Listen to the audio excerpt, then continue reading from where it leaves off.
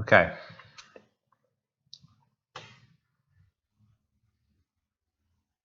Now,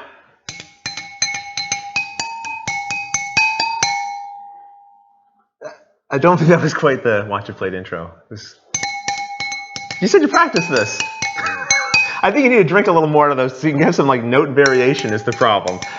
Hey everybody, welcome back to Watch It Played. My name is Rodney Smith and this is Pep McDonald, and we're here for a live Q&A. We are, and hopefully we have some audio, and you guys will let us know that. QA and B. And B. Breakfast? Quab. Breakfast? Well, if you want to stay for breakfast, that's okay. No, board games, of course. Oh, of course, board games.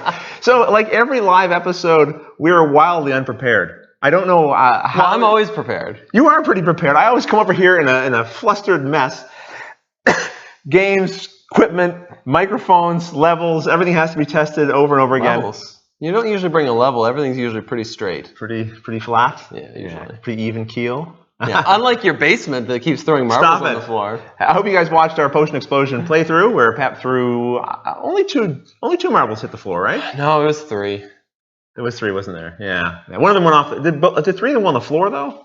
No, I think only one of them went off on the table when we caught it. Yeah, but anyway, that's not why you're here, to hear about the levels of my floor. Why are you here? No, seriously, like, why are they here? They keep showing up. I want to know if they can hear me chewing, too. I think so. Sound is good. Good evening, Brad, and everyone who's joined us. Thank you for joining us. Before we get things started, you might notice we are having our classic Canadian celebratory cucumber, the 4 C's of any successful fundraiser. Oh, I didn't realize it was going to be hard to talk once I put this in my mouth. Hey, don't talk with food in your mouth. I want to say a big thank you to everyone. If you've been watching the channel, the fundraiser updates and such, you've heard me say it already multiple times, but... Oh, they can't hear us chewing. And thank you, Brad. Your shirt is fantastic, too. Don't ask how I could tell. The fundraiser's been doing really well. We're in the last, at the time of this recording... The last 7 hours. 8 hours? 7 hours. Or 8 hours. Yeah, 7 or 8 hours are left in the fundraiser. And...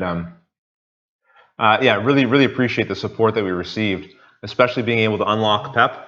You're no longer locked up, Pep. You're now... I actually haven't updated the website to show that, but you have been unlocked. You're now going to be able to work with us, and I can commit to you. Yes, I can pay you next year. You're making a commitment to me? I'm making a commitment to you, Pep. It's now for reals. So Pep will be working on Watch It Played next year with me full-time, which is fantastic. More gameplays. Will make gameplays a lot easier to work on more consistently. Plus, well, we'll talk about some other things that you might be doing because we had some questions come in on the guild again that related to your involvement on the show. So, and you know what? People are still donating. So that means we're actually heading towards the final stretch goal, which was at 90K. And basically, I was just hoping if we could earn a few more funds, then I can set some aside and actually update the set, some of the equipment maybe. The equipment does, unfortunately, over time, degrade. I recently invested in a 3rd lav mic. So if you, me, and Luke want to do something together, we can all be mic'd up. So it's not a cheap thing. So these kind of donations really help make that a bearable cost for sure. Yeah. It would have been fun to do the fundraiser or the live show where it was ending right at the end of the fundraiser, but the fundraiser ends at something like midnight or 1 a.m. and it's a little late. No, if anything, we're doing it a little earlier this time because sometimes it's a couple more hours after this. But anyway, I won't bore you to tears with more and more thanks and gratitude, but I just, again, thanks everyone. This has been a treat to be able to work on the show this long and very happy to be able to keep doing it, for sure. I'm very happy to start working on the show officially. Officially, yeah. You've been doing a lot of work. In fact, Cuisine a la carte. Is it up now? It is up now. The how to play for that, and Pep worked on that while I was away visiting some family, actually. So that's also nice. When I'm away, you can sort of fill in the gaps there and work on some content, which is good. So that went online. That's a game, actually, that's not readily available through retail. You would have to order directly from I think the publisher themselves. They aren't quite in the retail system. But hopefully they will be. But it's a game that... I'm trying to think how I ended up with that game because it just ended up at my door. I don't usually get sent things just randomly, but this was something that was sent to me, and it might even have been sent to me by the publisher. I think it was actually, now I'm thinking about it. But we had no arrangement. Hey, let's do a video together. But we ended up playing it, you and I, just on our own. And when we were done, we were like, oh, this is deck builder, but it's a little different. We should maybe feature this one. So.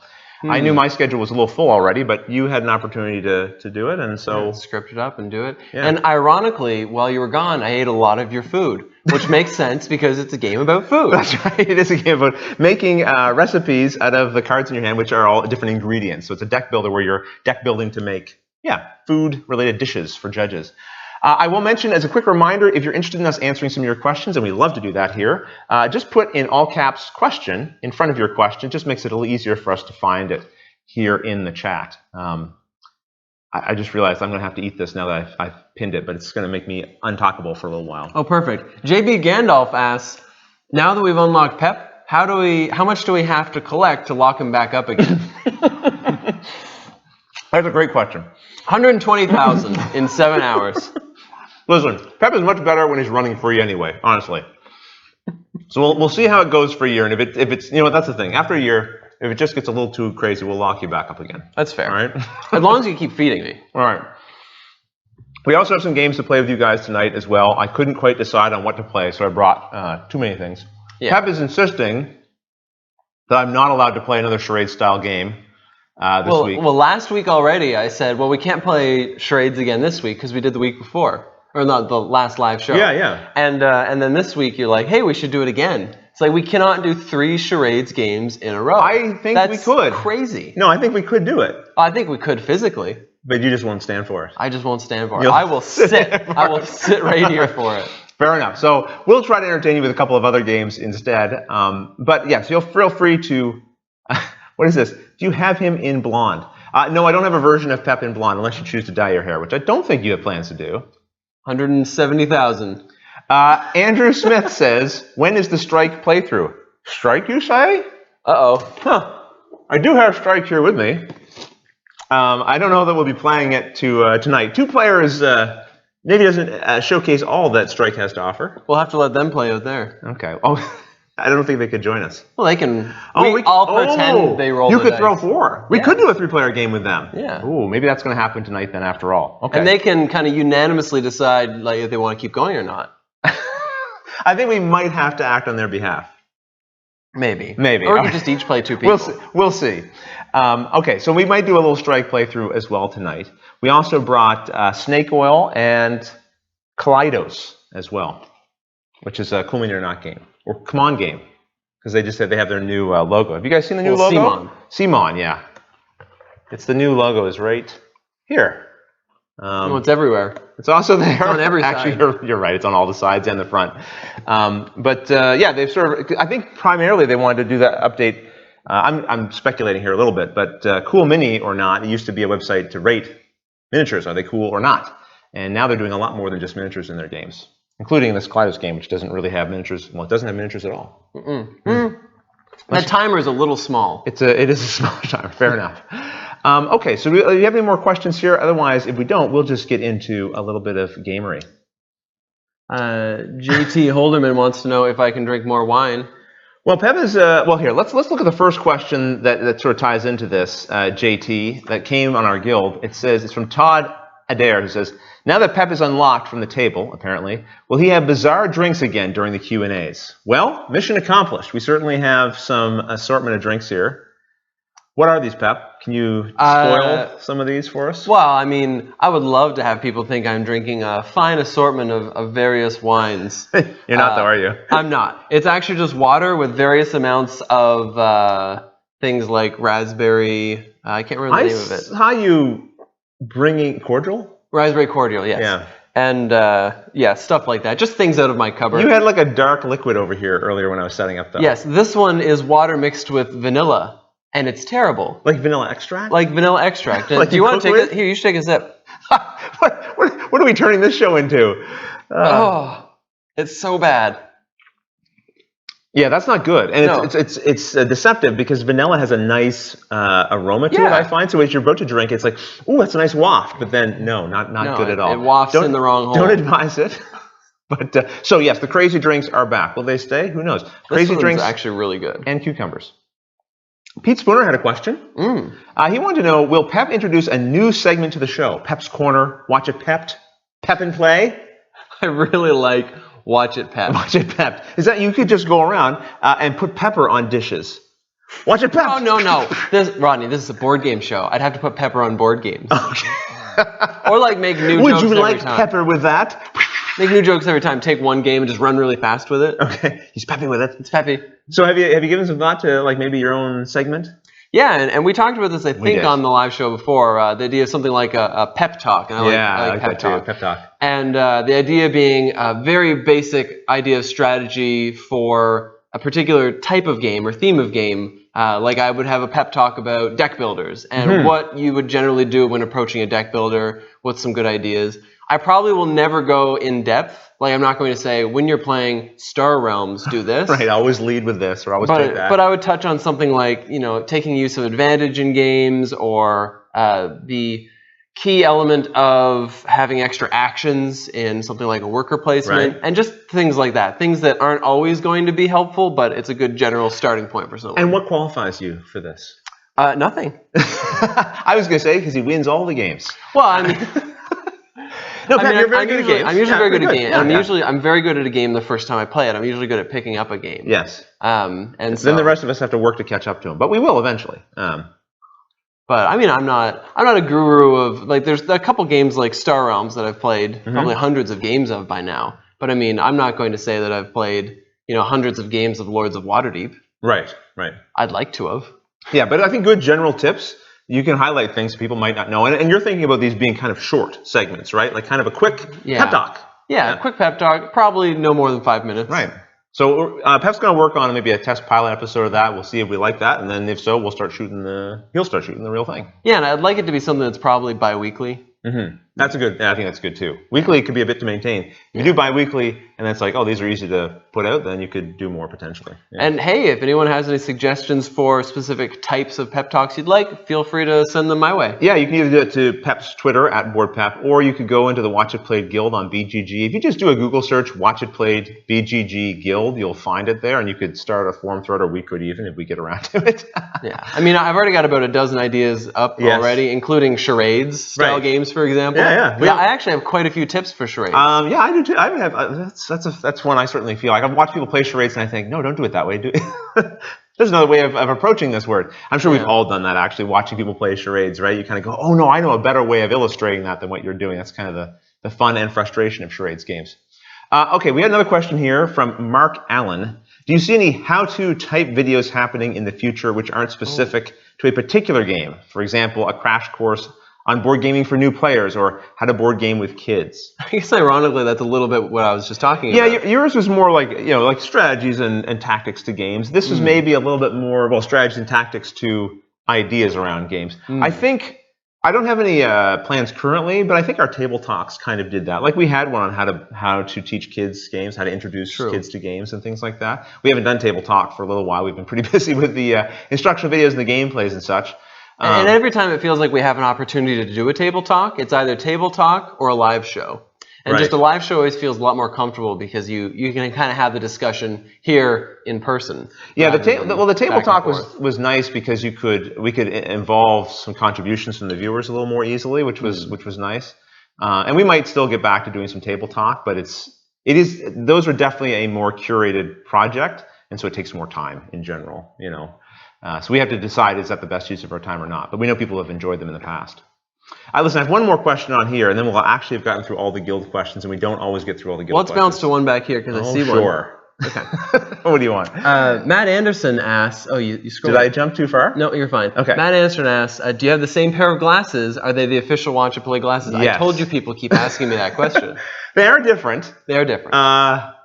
Yeah, well, mine are Ray-Bans, first of all. And mine are not. But other than that, though, I think it would be very difficult. And mine have thicker bottom rims than yours, at least on the back. Mine have like a clear plastic trim as well, but they're fairly similar. But it wasn't on purpose, no, I assure you. It really wasn't.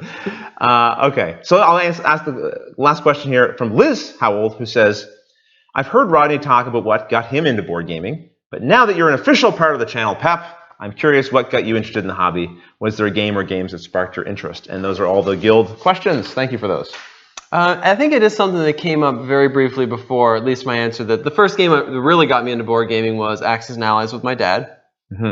But that's basically all we played, and things like Monopoly and Scrabble.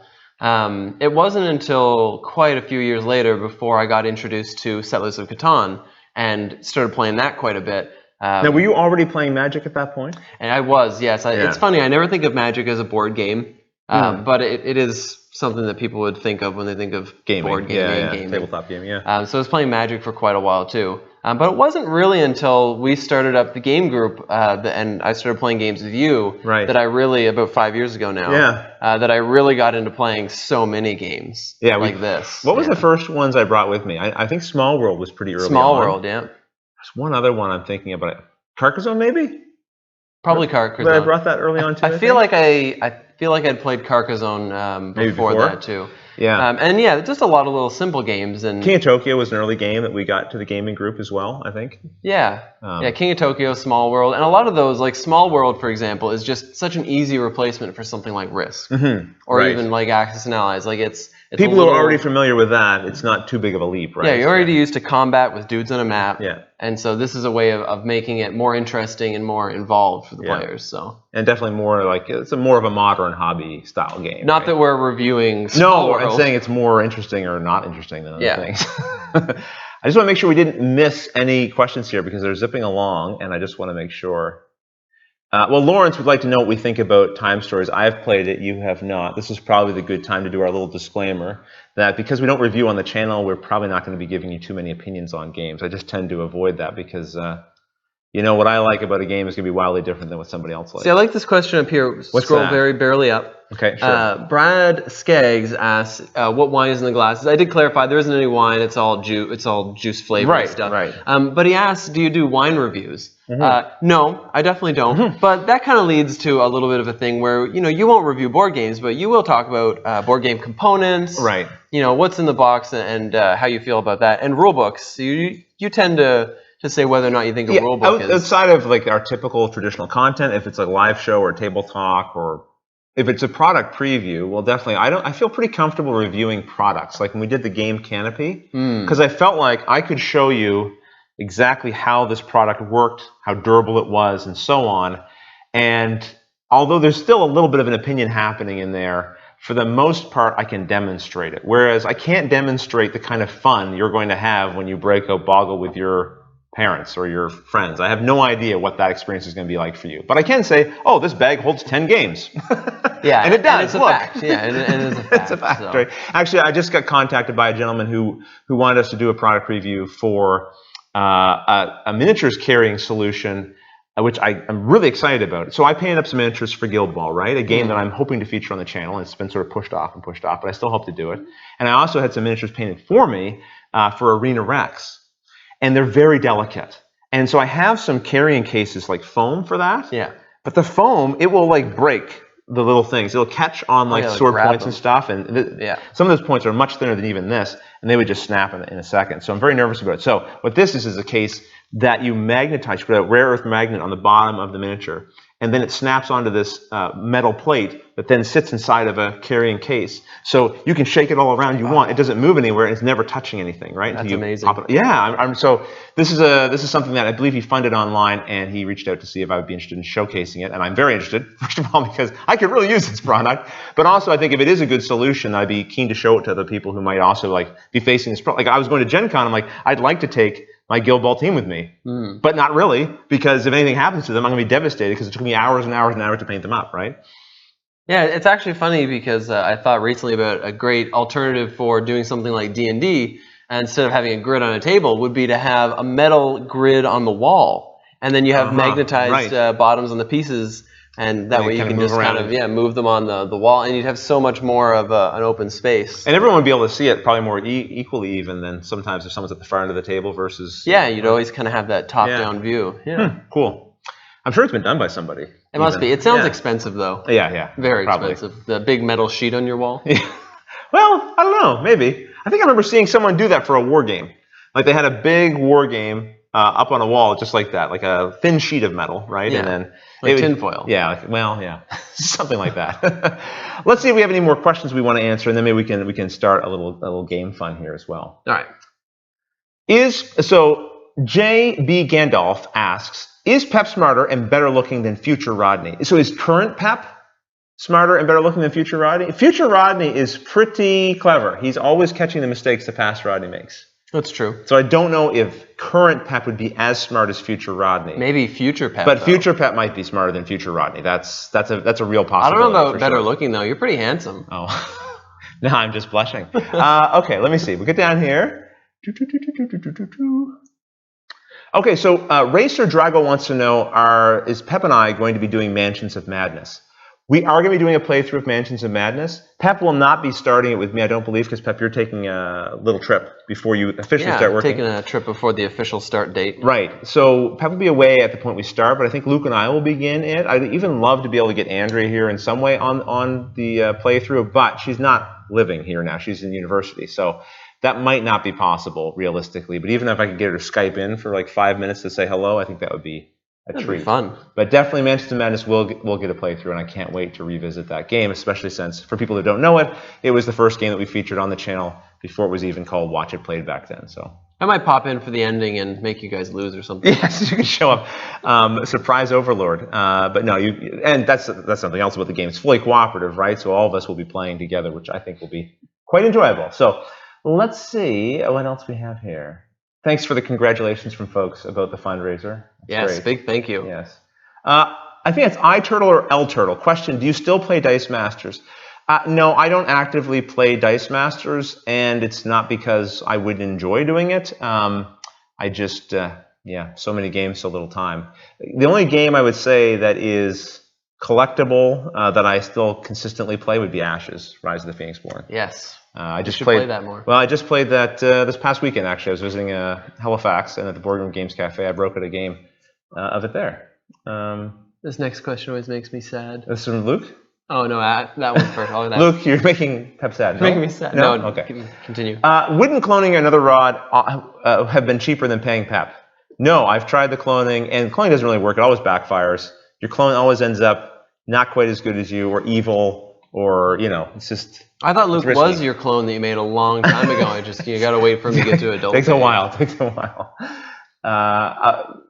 Rod and Peppa, potentially a singing segment from Todd. Todd's suggesting that we sing. That's like Salt and Peppa. Yeah. Well, I'm always up for a good sing song. Yeah, we should do something musical at some point. The Dice Tower's done the musical thing There's got to be a musical board game, though, that we can do a playthrough of. I see what you mean. So it's sort of naturally part of what we're doing, right? Yeah. Magic's a lifestyle, not a board game. Too true, Andrew Smith. Brad Skaggs asks, have you been or are you planning to go to Essen? This is the one that makes me sad. Yeah, because I have not been, and I'd like to go, but it's a big trip. It's a big trip. It's not in the cards right now. It's quite expensive. It's not in the cards. Get it? It's games Gamers. and things, it's just, I think it would be not a good use of the funds that we've raised at this point in time. Although I'd love to go. Chris Curry asks, what you drinking? This will be the last time we answer, just because I'm sure other people will ask as well. An assortment of flavored waters, and including vanilla extract in a glass of water. Which I'll torture myself and drink again. And this is a Hunky Dory. Some kind of local brew. All right. What have we got here? Okay, so Todd... is asking, would you ever consider a mechanic spotlight? For example, highlighting worker placement, a light, medium, and heavy example of a mechanic might be a fun segment.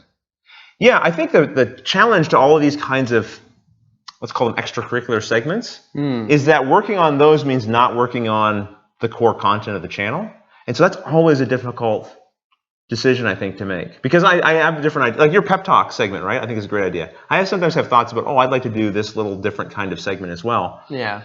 But... and the problem is it always has to be consistent.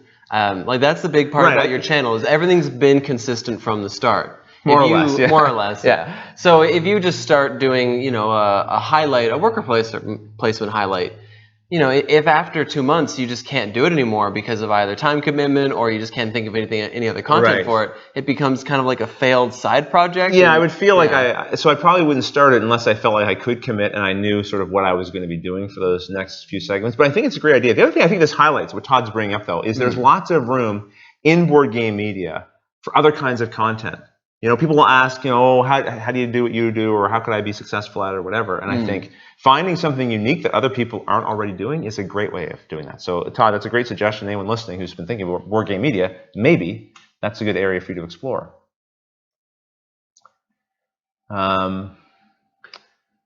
You're smiling at Tommy's question? Yeah. So Tommy asks, what's our favorite board game? And if you could recommend one game that everyone should own, what would it be? That's the thing. We don't do game recommendations here. So unfortunately, we have to leave that one unanswered. I apologize. Really just have to read between the lines and listen for the games we mention the most. That's right. That's true. You can probably decipher sometimes. I will say any game that we featured on the channel is a game that we like on some level, or one of us likes on some level at the very least. But that's about as reviewish as we get. So Mad Bona asks, now that you've pepped up the channel, will we get to see some of his own prototype games? Oh, that's a good question. That is a good question, because at one time that was another side project that we talked about, maybe you sharing some of your prototype ideas. Yeah, so that's another thing that perhaps to think about in the future. I'd like to see a segment like that if it was being done as kind of instructional, so less about like showcasing, hey, here's this new thing I'm sort of, forgive me, half-baked or whatever, maybe at that point in time, right? More like, here's a concept, here's an idea, and here's how it might be, if you're thinking about prototyping a game, here's some game mechanic decisions that I made and why, something like that, or here's some challenges I've run into, Yeah, and I think if I wanted to start doing something like that, I would want to start with fresh new ideas so that I can kind of record the process and my thought process. Like, well, why did I think of this in the first place? Like my dice cube throwing game that I never named. Right. The whole idea that it came from taking the leftover pieces of punch-out boards and turning it into a cube, and then I had specialized 4-sided die that I ordered, and I thought these would be really cool to use. Chuck into it, yeah. So I'd like that. I'd like highlighting why the game came about and what the thought process was behind it, rather than just being like, here's the game, like... And just sort of doing almost like a watch it played for this prototype thing. Yeah, exactly. Right. I agree. Let's see here. So maybe far in the future. Oh, I was having a little trouble deciphering there, but I think I know what that one's asking. Ryan Ballinger's asking, if you could make a crossover game between any two games, what would they be? A crossover game. I know my answer. Oh, good, because I'm not sure I know one yet. Anything Legacy. You cross it over with what? Anything. Anything else? Any other game and Legacy.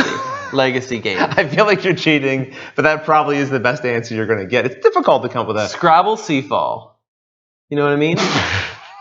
No, I have no idea what you mean, and nobody else does either. How would you even do that? I don't know. No, of course not. You're not the game designer. You're not Rob Davio. That's his problem. He has to figure out how to do Scrabble Seafall. Scrabble Legacy. It's on you, buddy. All right. Now, L. Gray wants to know, will you guys reveal a lineup for the games you plan to play? No. Probably not generally. No. Sometimes you get 1 or 2 games ahead, but that's about it. That's about it, because things can change. Like, for example, Guild Ball is one I've been wanting to get on screen, and then things happened in the scheduling. They released a new sort of second version, and I felt like, okay, I need to revisit that again before I can release it. And then other things were already sort of lined up, and so it got lost in the mix. So if I'd made kind of a big announcement about that, I would most likely be receiving regular emails from people asking, hey, where is that video? Yeah, it's like your Star Wars Rebellion video. Like, people are just offended that you promised it. And then I never promised the Star Wars Rebellion. This is a ridiculous lie perpetrated by Marty Cannell from Rolling Dice and Taking Names, and seconded by Joel Eddy of Drive Thru Review. I had never said I was going to do it. I'm not going to do it. Not because it's not a good game. I haven't even played the game before. I don't even own a copy of the game. I've played it. Oh, yeah, you've played it. That's right. So there's no plans for that one. It's funny, too, because people said, hey, when Pep comes on, does that mean Pep's going to do Star Wars Rebellion? And I'm like, oh, I'll go take a look at the rulebook. 2 rulebooks, total of something like 36 pages. I just did Mansions of Madness, which is 2 rulebooks, and yeah, they can be challenging. A good example of me announcing a game in advance and then not following through would be Forbidden Stars. Oh, yeah. Because I did a preview for that, and I think I said in the preview, and keep an eye out for the upcoming How to Play. And I'm probably going to have to do some kind of official video release on the channel outside of this live, because not everyone watches the live show, but I do get pretty regular emails about when is that coming out, and I'm starting to feel like I might not do that instructional video, which is a little lesson learned to me, and I feel like I've told myself this before. Rodney, do not say you're going to do something until you're at the scripting stage. If I'm at the scripting stage, then it's happening. I've never had a script started that I didn't go through with. I do like to script things for fun, so I try not to announce the things I'm scripting. Yeah, you shouldn't. That's right. But with Forbidden Stars, unfortunately, it does look like perhaps I don't have any inside information whatsoever. But it does seem like FFG and GW seem to be kind of going their separate ways. There seems to have been some rumors circulating about that. So I'm not sure that Forbidden Stars would ever get a reprint. So that if I did make a video, would this have long-term value to anybody? So again, I don't know anything officially or unofficially for that matter, but it makes me think that the GW license might be disappearing. I'm not seeing a lot of announcements, and so there's a lot of speculation happening around GW products related to FFG.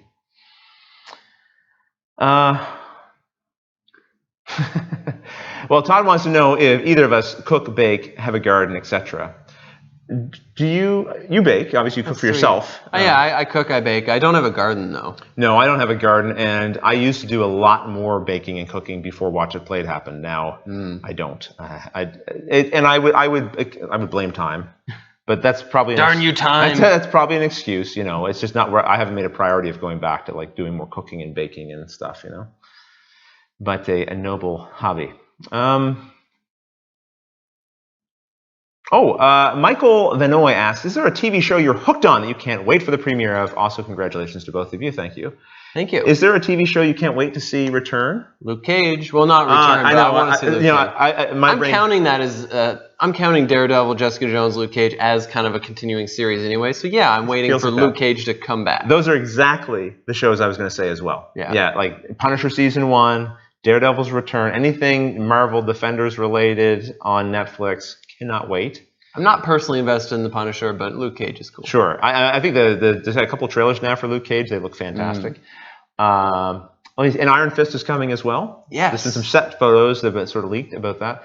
What else? And Doctor Strange, but that's a movie. But Doctor Strange is coming. I know. I can't wait for that. Game of Thrones. I'm looking forward to the next season of that. I thought last season was phenomenal, so I'm really excited. I don't remember. Is next season the last season for Game of Thrones? I think. Why do I think there's 2? And I should know this. I should know this. But they're 2 shortened seasons, if I remember correctly. Yes, I remember hearing 7 or 8 episodes each or something.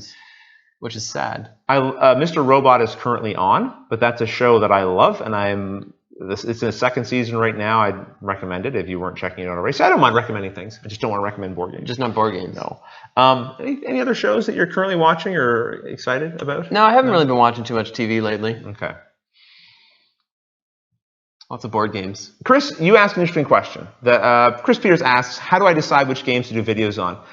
This is something I have addressed before, so I won't go through it here, but I would recommend you check out the Gaming Careers podcast. I was on the most recent episode, and I talked quite a bit about creating content, including my process for how I choose games. So you can just go there and you can hear me kind of run through that whole spiel if you're interested. Thanks for the question, though. Sometimes I'm just like, Rodney, I really like this game. Can we do a video? And you're like, all right. Yes, sometimes that does happen. Frozen Gamer asks, how often do publishers approach you to do an instructional video? Okay, that's a little different. What is the split between videos you want to do and they want you to do? Well, there's actually no split. There's no split. Because I only do games I want to do. It just turns out that I try to find games that publishers also want to work with me on. So I have very broad tastes, wouldn't you say? I'd say, yeah. All the way from Lift It to the Gallerist and everything in between, right? So there's a lot of games I'd like to feature, and so then sometimes publishers approach me and I already have an interest, or sometimes they'll approach me and then I'll investigate and then I'll gain an interest. As long as the interest is there, though, then I'm interested. How often do they approach me, though? Relatively frequently. Like the schedule right now is booked until the end of time. Yeah, end of January 2017, and it could go beyond that, but I've just kind of put a hard stop just until we get a little farther on into what we already have scheduled. Well, Chris asks, do you book instructional videos out in your schedule and then leave space for newer stuff that comes along as well, or are you booked solid?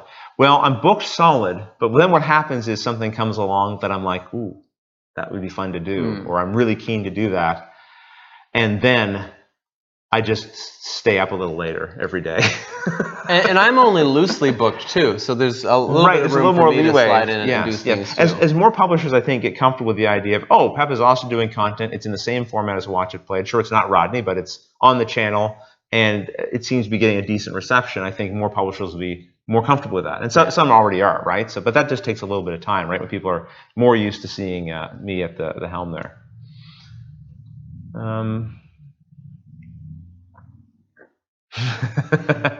Oh, Javier asks, or Javier, I'm at the front of the local game store right now and I'm about to close. Do I buy Kemet or Cry Havoc?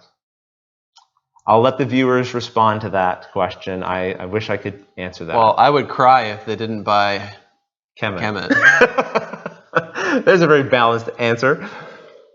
Just like my breakfast. Okay. Let's see. So Joseph asked, I've been wondering all year if you ever completed last year's 10 by 10 challenge. Was that last year or was it the year before? Was it 2014 I did the 10 by 10? I feel like it might have been. I don't remember. Time is flying. I know. I did complete... Did I do a 10 by 10 challenge? Oh no, maybe it was last year I tried to do a 10 by 10 challenge. And if so, I think I did succeed. The challenge I'm thinking of is the one before where I tried to play every game in my collection. And any game I didn't play, I gave myself an allowance of, I think, a dozen games that I could not play and still keep. Yeah, I think you made like a dozen exceptions to the rules. No, I didn't. I think I had mainly one exception. Oh yeah, there's another exception. Like if this game was originally a gift to one of my kids, I wouldn't give that away or something like that. I did come up with a few exceptions along the way. That one I did succeed in, but it was harrowing because it was very difficult to get them all played. Yeah, I remember being handed a stack of games at the end of the year. It was essentially like, these were not played. They're yours now. They're yours now. I did try to abide by the rules I set for myself. Pete Cheery wants to know, what is the stretch goal to unlock Pep in charge and delegate Rodney to camera boy? Ooh. We'll set that aside for next year. We'll see how this year goes. I might volunteer. So Trevor says, any plans to start making appearances at gaming conventions across Canada, like FallCon here in Calgary? Well, I'd like to attend some gaming conventions in Canada. Actually, I'm going to be at HalCon this year as a guest. So that'll be the first Canadian convention I'm officially attending, I guess. And I'd certainly be interested in attending FallCon or these other ones. Mainly would require an invitation, to be frank. I just don't have tons of disposable income for flights and hotels and things like that. But if a convention thought I could add something to their event, I'd be happy to be invited if they were willing to pay some of those costs. Let's see. So Brad, I like that one. Brad's got a good question here. How often do you get to play the games you really enjoy? Are you still able to play games for fun on game night? Why don't you answer this one now that you're sucking back on it? I think... I should have answered that first, I guess. I think more recently, yes, definitely getting to play things I enjoy more. And not that I don't enjoy new things, but that's where the difference is especially, working on a show where we're constantly doing instructional videos. We, of course, have to play the games first. We don't do an instructional before we've played the game because that helps us understand the rules. So yeah, a lot of times every game night we would just be playing new thing after new thing. And you don't have the time to go back and play that Lords of Waterdeep or something that you really enjoy. Snuck one in. And I like that you look for my luck too. I know. Did you notice? And so yeah, it's happening more recently, getting more time to. Well, I think why it's happening more recently is because I have not been able to attend game group lately. So I'm not here to say Pep, we're playing this new game that we need. And so I've missed a lot of them. I still get to play games that. It's tricky that I want to play. I want to play the games that I'm working on. But yes, like sometimes I might I'd like to play Concordia again, but I have not been able to get to the table for ages just because I cannot seem to make time for that. But like the other day, I played Mansions of Madness again for the 5th time. I didn't need to, but I was visiting friends and I brought Ashes and I played that. But it is certainly more infrequent. But the fortunate thing is I'm a big cult of the new person. I enjoy playing new games all the time. So, excuse me, sorry for banging the mic. If I wasn't doing the show, I'd probably be still trying to play new games anyway. Yeah, I'm about 50-50. Yeah, but I would definitely be playing more of my older games. Like I would be getting Kemet to the table more often. Not that has anything to do with your question about whether or not you should buy Cry Havoc or Kemet. I would probably be playing Kemet more frequently though if I had more time. Did I make that clear? What I was trying to get across there? Do you think? That you really love Cry Havoc. Okay, good. Good. I was sneaky. Let's see here. Also, follow our Twitters. Follow our Twitters? Follow our Twitters because our Twitters are just full of pictures of games that we're playing. That's true. Our Twitter account, @WatchItPlayed and @BoardPep, BOARD, Pep. We do post a lot of pictures, live periscopes of things that we're doing and playing. So, Dan enjoyed your slick box flip in Cuisine a la carte. Thank you. I'll tell them. I did an original take, and when Rodney came home, he was basically like, Pep, this one is too boring. Like, you're not happy enough. You need to try to do something different to liven yourself up. And so I did that. I did the box flip, and knowing that I'm doing something like the box flip at the start of the video, it gives me that extra little bit of fun and happiness that takes me through the rest And of it was the in your tape. face the rest of that too. Because, yeah, my face is essentially saying, yeah, I pulled that off. The introduction. It only took 3 times. Well, they're tricky because it's a certain block of memorized text that you have to kind of memorize and then deliver, right? Yeah. So I think in your original take that what you'd done, it's like I could tell I did it. I remembered everything. I delivered it. Yeah. But then it didn't have like the I'm relaxed now. Yeah. So now it just needed that little more relaxed pep, and the box flip certainly seems to help pep. One of these days, the box is going to go flying out your hands. We'll never find it again. Oh, it'll hit a light. The light will smash. It'll take out the sound equipment. Yeah, and we'll need another fundraiser. Yeah. So listen, we always play a game, and I feel like we've done. How are we doing for time here? Wow, we've gone 45 minutes already, and we haven't played a single game yet. So let's quickly play something. What should we start with? Definitely snake oil. Okay, so we'll start with snake oil. The only problem is we have a number of obstacles in front of snake oil right here. Maybe we can relocate some I'll slowly remove them. Drinks. Okay. So snake oil is where's the box? I don't know. So here's the box, the snake oil. Oh, the box broke. Has this handy side compartment. Okay, so I don't review games. I will review horrible boxes. This is a terrible box. You're meant to slide the tray out the top here.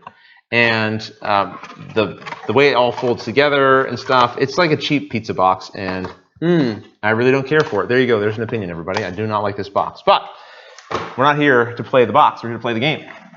Components, however, and the tray and everything's really nice. Just that box. Yeah, it's a decent tray. Yeah. So the way this works, it's a party-style game. So this is not normally, you wouldn't normally play it with 2 people live on a show, but you normally wouldn't play any of the games we play live on a show. You guys are going to be the customers that we have to pitch a product to. First of all, we're each going to get 6 cards in our hand. All the players would get 6 cards. One player will be designated as the customer. It'll be you guys this time around. And we're going to show you, and we're going to have to unfortunately scroll down and lose some of these questions, but we'll try to go back to them a little bit later. We're going to show you both of the options, 2 different customer types. You would draw a card from here, there's several of them, and you would look at both sides. So we have Caveman. Let me just see. I'm going to bring up the stream so we can see a little better. Oh, we have perfect. Caveman, and we have Secret Admirer. So I'm going to let you guys post in here what you want to be. Obviously, some of you will say one thing, some of you will say another. We'll try to get a sense of which one got the most. Maybe we'll go with the first one that gets put in there 5 times. 5 times. I like that way of doing it. Okay, I know you do. I remember from last time. Trying to keep you happy here, Pep. So last time reminds me.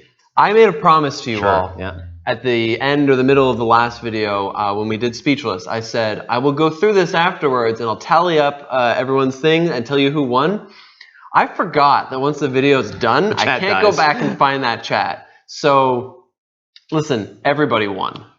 Everybody won. You're all winners. You're all winners in my Everyone eyes. gets a participation prize. Okay, so let us know. I'm seeing, oh, look, there's already like 1,000 cave. Everyone wants to be the caveman. So you guys are all cavemans. Did you drop your dropped cucumber? my cucumber. You caveman. So we're going to take a look at our secret cards. Actually, I'll show some people some of the other cards here. I was just checking to make sure it wasn't the same person saying it 5 times. So that's good. We've got excuse. We've got fart. We've got vacuum. We've got button. So we're going to have 6 cards in our hands similar to this assortment of things. We have to pick 2 of them to put together to create a product that we would try to sell to a caveman. Like maybe the caveman, he's got a lot of gas. He doesn't have a way of handling that. So what he really needs is a fart vacuum, right, to suck up all the farts. Okay, so that would be the idea of a pitch. So the idea is for us to give a pitch based on what we have here. So unfortunately, we are going to have to take a look at our cards here and try to come up with. Got it. Oh, no, I've got terrible things. I've got terrible things. Okay. Okay. You know what you're going to pitch already? Already. Okay, just give me half a second, and then I'll let you start pitching, and I can start. All right, I'll read a couple questions. All right. Oh, yeah, feel free. I'll just scroll up here a little bit, and you can look at a couple of questions here, and I'll try to. Oh, I see one. Chris Curry wants to know, do we use a teleprompter app? No, we don't use a teleprompter at all. We memorize all the headshots and whatnot. And for any of the table shots you're seeing, most times we're reading off of the actual script itself. Or memorizing it really quickly and then just doing the take immediately afterwards. Right. The headshots and stuff are fine. Or not the headshots, the table shots. We usually hold the script.Id you mention that? Yeah. Yeah, sorry. So concentrating there. Yes. But the hedge, and part of the reason for that is, 1, I can't afford a teleprompter. 2, no. There's cheap ones. There are cheap ones. Little No, things that just I'm go in kidding. front. I've been doing it for so long without the teleprompter, and I do kind of like the, hopefully, more natural approach of just sort of relaying the information. Although I think that is probably the hardest thing to do naturally, because there is some portion of memorization that's happening there. It is not necessarily easy, but it is usually something you can notice when someone is reading off a script, because they'll constantly be looking, their eyes will kind of dart a little back and forth. Right. You notice they're always staring at the exact same spot. So, I mean, that's what we're trying to avoid here. Yeah, it's avoiding it that way. I really want, when you sit down to watch one of our videos, to feel like, oh, I'm sitting down with Rodney or Pep, and we're going to learn a game together. And if someone was teaching you a game, they wouldn't be robotically staring off at something and not paying attention to you. They'd kind of be looking at you and reacting to you a little bit, or trying to infuse some of that energy into the presentation. So, listen, I found my two objects. We're going to pitch to you guys now, you cave men and women, a product for you. Pep, please, by all means. Oh, I need to go first. I would be happy for you to go first. I'm a kind salesman. So what is... this is strange. Normally I like to have the interaction with the person. Of course, yeah. But I'm going to interact with you guys a little anyway, and I'm going to pretend I know what you're saying. So what is the most common problem faced by cavemen? That's right. Your family getting eaten. Right, of course. That is a big deal. Because as a caveman, you know, you need to go out and you need to hunt down animals. And a lot of times, your family, sometimes they'll join you in the hunt, but a lot of times they're at home, and you're not there to help defend them against saber-toothed tigers, woolly mammoths, dinosaurs, the Ice Age. You know, right. You need to be there to start a fire. But don't worry. I know your family's gone now, and I'm sorry. They're already dead? Yeah, sorry. I thought this was going to prevent them from dying. This is a terrible pitch. Keep this in mind, folks, when you vote. I don't think you're allowed to talk in between. Sorry. But don't worry, because I have for you a rubber family. No matter what happens while you're gone, this family will always bounce back, and they'll always be there for you. They'll always bounce back. They'll always bounce back from it. Oh, well, that's really, I don't even know how I could follow that. Except... And you don't even have to feed them. Okay, listen, I think this is, you know what, to give Pep credit. Good. This is an excellent... Can I spend this credit? No. This is an excellent solution, though, to if you lose your family. But what I want to do is I want to help you not lose your family in the first place. As Pep said, caveman, cavewoman, we know getting food is really difficult. You're out there in the wild, you're leaving, like you said, and then there's like some tusked animal trying to rip you to shreds, or your family. What if? Your family might try to rip you to shreds. Right. It's a legitimate threat. None of their rubber, though. That's a good point. Rubber family, much safer. Okay, but what if we could prevent them from facing those dangers at all? What if you could stay home and still nourish your family and feed them? No way. What if you had a belly garden? Huh? A belly garden. So you always have a garden. That's gross. Well, I didn't say it was going to be appealing, but it's better than being dead, right? You can just pluck the little carrots off your belly, right? And the little peas and potatoes, right? And you just feed your family. And then you don't have to worry about them ever dying. And then replacing them with... They might just leave you. That's a good point. Okay, we've got a belly garden or a rubber family. You guys can put in the comments below, as the judges, the first 5, which one, rubber family or belly garden. And so the way it would work is, after the pitches have been given, oh, and I should mention, if a person is giving a pitch and they're going a little bit long, the customer is allowed after 30 seconds to cut them off. So you're encouraged not to monopolize the time at the table. Yeah. So if, let's say, Pep won, for example, this vote. We got 4 for me already. I don't blame you. So, of course, rubber family, that's amazing. So Pep as the winner, you would receive the caveman secret admirer card. You'd keep that. Ta-da. And then you'd go around until everyone had been a customer once. And then whoever's the most then wins. Let's play at least once more. Oh, we'll definitely play once more. Okay. For sure. Do you want to do it right now? Let's do it right now. Let's do it right now. So we've got either you guys are going to Rubber Family. I appreciate a couple of belly garden votes. Thank you. Very difficult when you go up against Rubber Family. That was a great delivery. Honestly, I like yours more. Like I have to vote against it, but I did like yours more. Because like you said, you saved your family in the first place. Mine was a family replacement. I loved your delivery because it really sounded like you had a solution to keep your family from dying. But hey, your family's dead, so there you go. So you guys are going to vote in the comments here whether you want to be rock stars or castaways. Oh, rock stars or castaways. Did you draw 2 new cards, sir? In fact, I put all of my 6 cards back in there accidentally. So you don't normally do that. Well, I wasn't sure we were going to be playing right away, so I'll deal myself. Yes, normally you would just deal a replacement and then go from there. So again, we'll be looking for we'll be looking for what people want, either the rock star or the castaway. And again, there's a little 30-second delay here, so we're waiting for people to punch in their answers. But there's no reason why we can't look at our... You didn't pick up the same cards or anything, did you? No, I put them at the bottom of the pile. Oh, good. Oh, dear. Okay. Oh, dear. Castaway, rock, rock. Oh, this is actually be hard to count. 1, 2, 3. I'm seeing... I think it's castaway. Barely. Yeah, all right. Barely. Okay.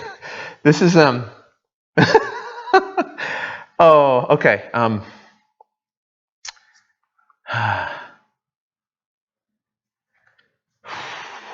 I can't decide. This is tough.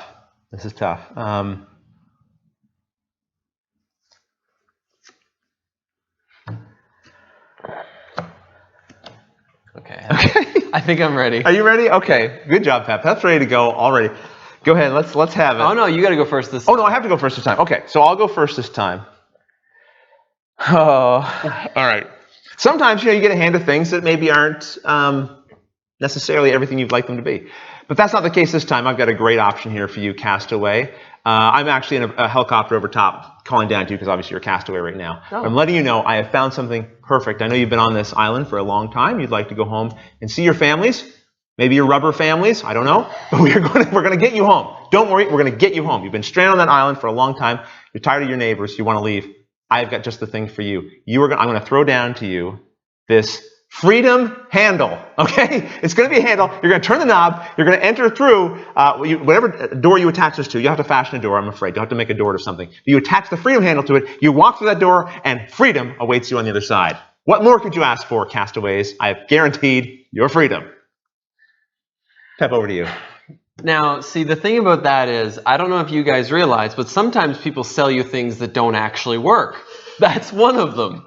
You obviously can't just go into any door and come out into freedom. This is 100% guaranteed freedom handle. I think what he's selling you is the idea that you open up the door and that is your freedom. This island is now your freedom. So listen, I'm going to embrace that. I'm going to join you on this because I don't think you necessarily have to leave the island. You just need a way to embrace it. Now, you land on this island, you're naked and hungry. Where'd your clothes go? Listen, every movie I've ever seen, they hit the island and their clothes are already in tatters. They're already in tatters. I don't even understand that. Okay. So you have to dig deep down, and I'm not going to sell you something. I'm going to sell you a way of life. Ooh, and I need you to promise ahead of time you're going to buy my product. Good. I'm intrigued. So I'm going to give you a fantastic idea, and it all comes from our favorite pop star, Lady Gaga. Okay. Because, see, what you need is meat fashion. Meat fashion. Yes, because you have two problems. You're hungry, and you don't have any clothes. And you don't have a way to store clothes. The best way to store, heat, and keep your food prepared at all times is to wear it. So after you hunt this animal down, you wear its meat, and then you always have something to snack on while you're wandering around the island. I'm not sure about this. This feels a little bit close to that belly garden. I'm not sure anyone wants to be around you. You're going to drive away everyone else on the island. It's important you need to salt the meat, which means you need to walk into the water This is occasionally. bad, because not only is this going to drive away all the humans, it's going to attract all of the carnivorous elements of this island. More meat. No. No. That's amazing. You will become someone else's meat fashion, unfortunately. All right, so there you have your two pitches. We've got the freedom handle, the handle to freedom, or what Pep's promising you, a sausage shirt. Oh, you won this one. The first vote was for me, though. It was a fashion beat. You got excited. And then it just rolled into freedom. Well, there you go. We both went with the food accessories for clothing, though. Yeah. In between our two guesses. So there you go. That's snake oil. A little party game. I don't know exactly how many. The box probably says. But here are 2 stacks, and there are 4 stacks this high. Infinite cards. Of those different types of things that you could be putting together. And then this is the stack of the different kinds of customers, and it's double-sided, right? So it should be a little different every time. So there you go. That is snake oil. Let's answer a couple more questions, and then we'll play another game, maybe. Sounds good. All right. Let's see what we now finding. Rodney wins by default because meat freedoms is gross. Or meat fashions, I think he means. Okay, so let's go up here. Way back. Okay. I like that there were people on your deserted island, though. Like, as a castaway, you already Well, I have just friends. assumed everyone. I assumed everyone who was in the everyone chat there was a castaway, right? That's scary. Yeah, It's like 100 people. I do not want to. How'd you all end up there? Actually, that'd be fine. If 100 people all landed on a deserted island, I mean, you're fine. Okay, so we'll go down Probably. here. Well, I think this is about where we left off, actually. It is, yeah. Hannah wants to know, how do you play Wrath of Ashardalon? Good question. We do have an instructional video for that. That was actually the first instructional video that we did as Watch It Played. Before that, we were sort of Let's Play Mansions of Madness. So it was Hannah says, I know that they have one. I was being annoying. Mission accomplished. Okay. Any chance you guys want to drive down to CT? Is that Connecticut? It's probably an event, actually. And play games with the Dice Tower crew. Love to have you. Well, Brant, we'd love to play games, but we're stuck. We're stuck here. Hannah wants to know, what is your favorite color? Please answer. Blue. Green. Okay. So Jordan asked a question we have been asked before, but it's a good one. Would you consider covering rules from classics from the genre that many gamers know but could be helpful to show newcomers? Yes. Like, I'd love to do an instructional video for Carcassonne because that was the game that brought me into the hobby. So there's sort of a personal connection there. And Settlers of Catan for me. For you, yes. And I think those are both games that people would still be looking up. Our hobby has a lot of room to grow, and those classics get attention from people. I'll tell you, and I may have mentioned this before on the channel, like Seven Wonders gets a big upshot of views right after Christmas, right? Because people have received it as gifts, they've gone to Barnes & Nobles, they picked it up, and then they get it, and they're like, oh my goodness, these rules are impossible. So they go to Google and they search, and then they'll find one of our videos, and I'll get comments from people saying, thank you, I got this as a gift, I had no idea how to figure it out. Now, you and I, we might look at Seven Wonders and go, well, that rule book wasn't that complicated. But if you're somebody new in the hobby, there's a lot of icons, there's a lot of things to get your head around if you haven't already played a bunch of games like this. So there is value in approaching, I think, those older games and sharing them. Hannah is actually asking a lot of repeat questions. So Hannah, we're just going to we'll just block you for now. Okay. Robert. Someone up above asked what my real name was. Okay, we've talked about that and how we don't talk about it's that. A secret. Don't talk about it. Shh. Okay, so Robert Packham asks, is Dr. Eureka too advanced for a 3-year-old? You've played Dr. Eureka, haven't you? I have, and I would say yes, it is too advanced. Okay. I mean, it was 3-year-old. It seems quite young. Quite young. I think once you hit maybe 4 or 5, I mean. I wouldn't say not to try it. If you have it, I'd say try it. I think that's always the right answer. I mean, I think your advice is fine if you have some sense of it. But the thing is, everyone's kid's a little different. Sometimes you can find little ways to variant the game to make it more playable or something. Like Carcassonne, I played with Luke when he was quite young, but we just removed the farmer rules. So, that worked. But you might have to make some modifications. But it sounds like, in your opinion, you're saying that you're allowed to take them out physically. You're saying, on balance, most 3-year-olds, you're thinking it might be a little. There's a little bit too much spatial awareness, I think, because have you played it? I haven't. No, I've seen it, but I haven't played it. You aren't allowed to take them out of the tubes. They have to shift from one tube to another. So you can't just order them in the right order and pull them out. You have to actually, dump a couple out and then dump a couple out here. And again, if your kid's a genius, we're not going to stop you. Give it a shot. CP Stanley asks,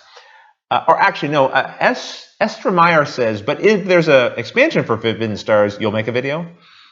Well, that's one of the other reasons why I think the game might not be having a resurgence is the person, I believe, who worked on the design of Forbidden Stars has posted on BGG some ideas they had for an expansion, but I believe that is kind of dead in the water. That's another reason why people are thinking maybe that, maybe things have stopped there. I don't know.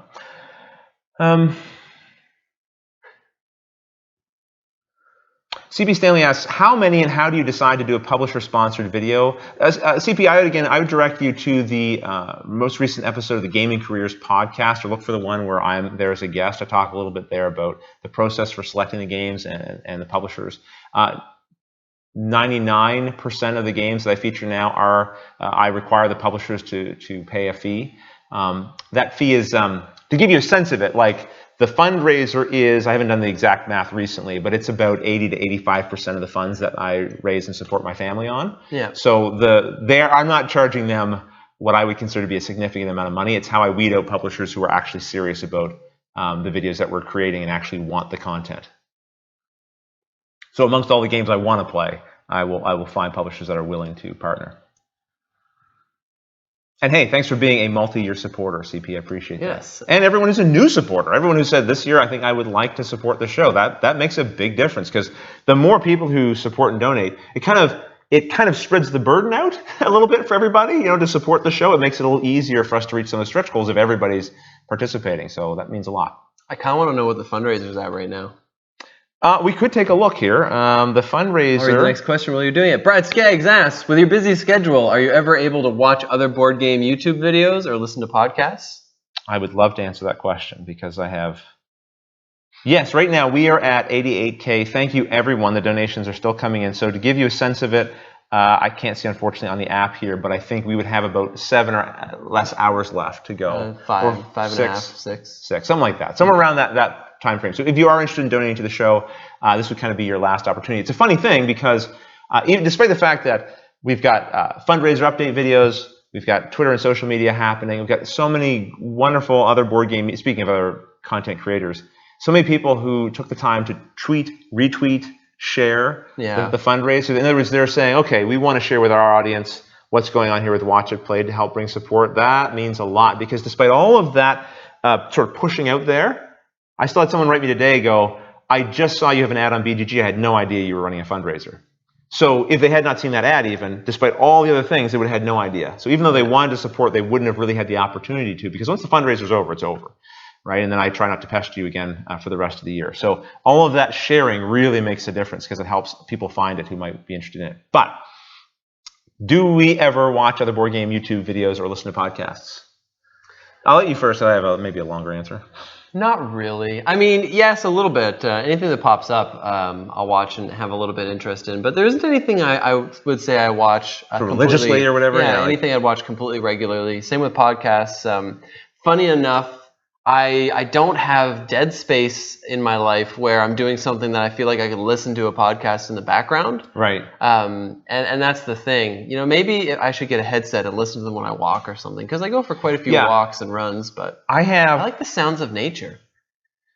9, 10, 11, 12, 13, 14, 15, 16, 17, 18, 19, 20, 21, 22, 23, 26, 27, 28, 29, 30, 31, 32, 33, 34, 35. I have 35 podcasts that I make some effort to listen to. I listen to everything at 2 times speed, and I do it all while I'm mowing the lawn, running errands, doing dishes, whatever. I love board game media content. I can't get enough of listening to it or just sort of being soaked in it constantly. So I love hearing what other people are doing. I enjoy listening to other people's creative outlets. And then on YouTube, I'm subscribed to so many channels. Yeah. Do I watch everything? No, but I try to keep an eye on everything. I'll try to watch a little bit of this or a little bit of that, just to kind of see what people are doing and what content creators are doing something interesting. And then when I can, I'll try to use my platform to share it. Like, for example, no pun included, just released a video reviewing Captain Sonar, which is a game by Matago and Asmodee, and I thought they did a really funny review. So go check that out if you haven't had a chance. They did kind of a mashup with the old British version of The Office. They did some skits kind of around that, and that was a game I had an interest in. So there's someone I've subscribed to. I'm like, oh, I'll check out this video, and I had a laugh in the process. I know I don't review myself, but I enjoy hearing what other people think and like about games or don't like about them, which I'm sure many of you do. Greg wants to know, what the heck are you drinking? Well, you have to go back and watch some of the earlier comments about that. Let's see. Lawrence asking about a favorite expansion. Falls into that category of recommending games, so we won't be able to answer that one, unfortunately. Does Pep have a small sword for his cucumbers? Asks Estra Meyer. Yes, we both did. In fact, Pep, I have your sword. I apologize. How you got my sword. I don't know. I have mine's blue. Yours is red. It's great that you gave us our colors like we have on the show. Now we can't eat all. We just crossed them together. Shores. Okay. Let's see. Okay, so Dan Zielinski asks, now that you receive games from publishers and such, but at the beginning, did you only do games you bought, or did you borrow games from your local game store? Well, I don't think I ever borrowed games from anyone else, but that's primarily because there was nobody else to borrow games from. When I first started, I really felt like I was the only person playing board games in my area, and certainly I was the only one obsessed with them, that's for sure. No, I just bought games. I played games that I had. That's what I recommend to every board game media creator. If you're starting now, don't go to a publisher and say, hey, I'm going to start doing reviews. Can I have some free review copies? Because they get inundated with people asking for free stuff. So many. And what I think is a better approach is to create a body of work and then go to them and say, hey, here's an example of what I do, and I'd like to do that for this game that you're offering. I think it'd be a good fit, and see if they're interested. I also think it's a good idea to approach publishers kind of where you're at. In other words, what I mean is if you're just getting started and you're maybe a smaller YouTube channel or a podcast or whatever, approach a smaller publisher who's having trouble getting attention and interest, right? And then they'd be probably more inclined to want to work with you, at least initially. And then you can kind of build up to maybe, I don't know, the bigger fish, if you want to think of it that way. Yeah, like don't, do your first video and contact Fantasy Flight, because they're probably not going to have How dare you, sir? How dare you? Yeah, that's exactly what I did. I did Mansions of Madness. I contacted FFG and I said, hey, wouldn't you love to work with me now that I've done this one series? And they said, they were very kind. They said, oh, you've done something really nice there. Nope. And of course, and I could have looked at that and I could have been very offended or bothered or like, oh, what's wrong? Why does Tom get to do stuff that I don't get to do? Or, I could have looked at other people and said, this isn't a fair system. Instead, what I said was, okay, I'm going to keep working until FFG is coming to me, basically. You know what I mean? Yeah. Like I not as some kind of egotistical thing, but more as it's a challenge. You challenge yourself. Yeah, challenge myself and say, okay, you know what? Maybe I'm being a little obnoxious here to think that this large company needs me and my 3 videos that I've released so far. You know what I mean? And that was actually very helpful. Having them reject me was very helpful because I used it as a bit of inspiration, honestly. And now I'm happy to say, we featured the Mansions of Madness game, and Fantasy Flight was very kind to retweet and send that information out there, and it drove some people to our channel, I'm sure. And so I think you work hard, you do a good job, I think you find some of those rewards come. Matt Anderson. How's your new boss, Marty, treating you? Marty from Rolling Dice Taking Names. So Marty waited until we were just about to reach the first funding goal, which was the $60K, to allow us to do another year of this show, and he waited until that moment so he could be the person to make the final donation and then claim that he now had some kind of control over the show. I'm going to check controlling shares. I'm going to check our bylaw and see if that's actually true. I'm not convinced. But then the threat was he was going to do it again as soon as we got close to unlocking you. Unfortunately for him, Andrew beat him out to it. So thank you, Andrew. Because I don't mind if Rodney works for Marty, but I don't want to work for Marty. Like I said, I'm going to have to make sure that Marty guy is just betrayal central. Oh, I know. It's just such a bitter, he's just a betrayal magnet. Everyone wants to betray him. I don't want to be on his team because I'm going to get betrayed. By me. By you. Okay. Again. All right. Let's see. Ender wants to know if there's any strategy tips around Seven Wonders. Maybe that's a good thing for your pep talk. Maybe that'd be something to talk about. Strategy tips around drafting games and such. Unless you have a quick one right now, but otherwise I'll keep moving. I focus on resources on the first draft round, which seems obvious, and then don't focus on resources at all in the second round because a lot of people keep focusing on resources, and you can just stomp through some points while people are still right. And you can. That's a nice thing. If your neighbors are stocking up on the resources, you don't have to be so heavy on them because you can buy from them, right? Yeah. Brad asks, his wife wants to know, do you have any pets? We both have budgies. Yes. Yeah. I have mine first. You did. In fact, Pep was my inspiration because the idea of a pet I like, but I need low maintenance peps. I need low maintenance peps because of my time. You got them. So yeah, apparently just throw some raspberry or vanilla extract in a drink and you're happy as a clam. I'm not happy with the vanilla one. I understand. But it turns out budgies can be kind of noisy. But my budgie's name is Harvey Walters, based after Harvey Walters from Mansions of Madness that we played, actually. Mine's called Kiwi because he looks like a kiwi. He does, yeah. So let's see. Oh, who would do better in an episode of Canadian Ninja Warrior between you and Pep? Before Watch It Played, I would have felt like I could go toe-to-toe with you. I have softened up a little bit since then. we could put our toes together. Yeah, we could put our toes together. But do you think? I think you could probably outdo me. I think I could out Ninja Warrior you, yeah. Yeah, you definitely outran me in the airport. I remember when we were rushing to get to a flight that we were going to miss. Pep took all my luggage because I was just panting and still outran me to get to our gate in time because he was a superhero. Oh, that was an experience. That was an experience. That was many years ago experience. James, I don't have any experience with online board game rental sites. Sounds like an interesting idea, but to me, it feels like maybe more trouble than they're worth. But if I didn't have an option, that might be a good one. Yeah, board game rental is interesting. I've never experienced that. I don't know if it's something I would use. Yeah, I mean, I love the idea of going to a cafe and borrowing on location, but then just being able to leave it there rather than have to, like, I don't know, ship it back or however. I could see wanting to borrow something like Twilight Imperium, where if you want to buy the game, it's like a $200 commitment to get all the expansions. That's a good point. Yeah, a very expensive game. I could definitely see the merits in that. It might be worth it to spend I don't know how much it costs to rent something. Even if it's like $10, $15 to rent the game. I mean, especially if you rent it for like a week. So Jason Miller asked, will you ever acquire the dice game we all played at Origins this year? The name escapes me, but it was a gladiatorial-esque dice chucker. I mean, if he's talking about Strike. I think it's Strike. If it's Strike, yes, and I absolutely have it here. We definitely couldn't play it right now, though. No. We couldn't use this as... Oh. We could play it right now. I just don't know that I have the mic set up the camera set up to properly be able to see it on the table. We might have to prepare that in advance. You put it right there.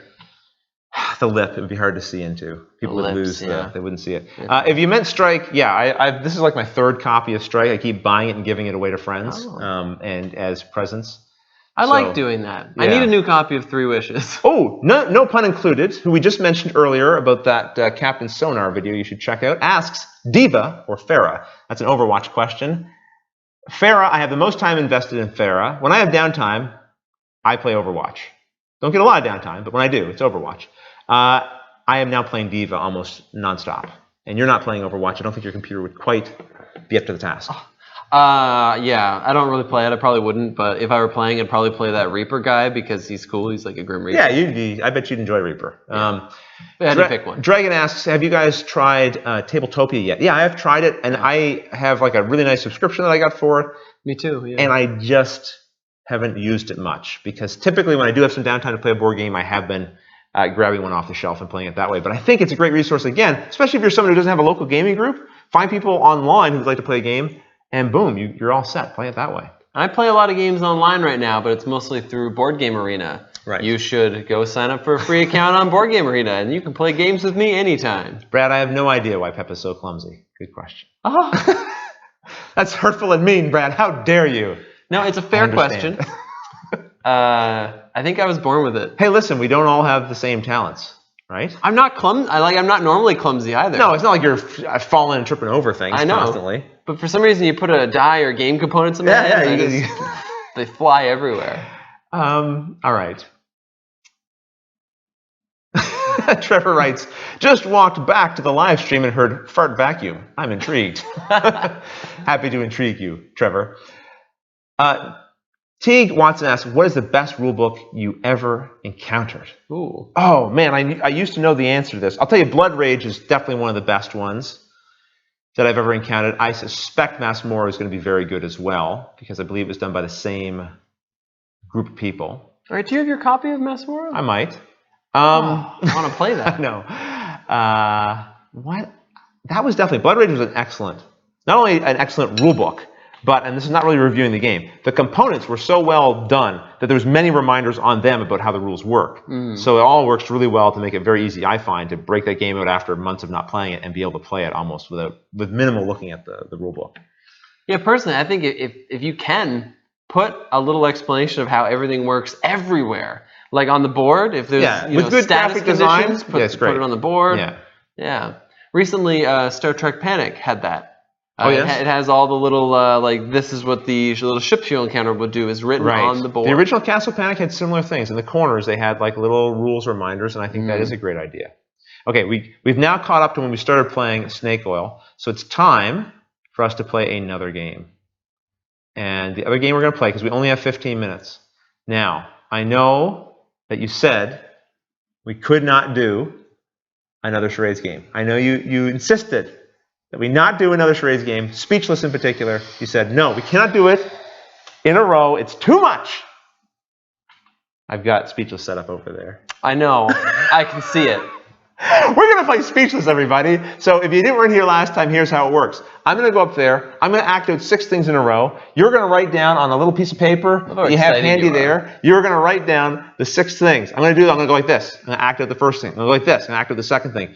Each answer is always one word only. Okay, so when I'm doing this, I'm not saying, hey, this has got 3 words in it. I'm saying this is the 3rd word. You write it down. When we're all done, Pep is going to read out his answers. I'm going to confirm if they're right.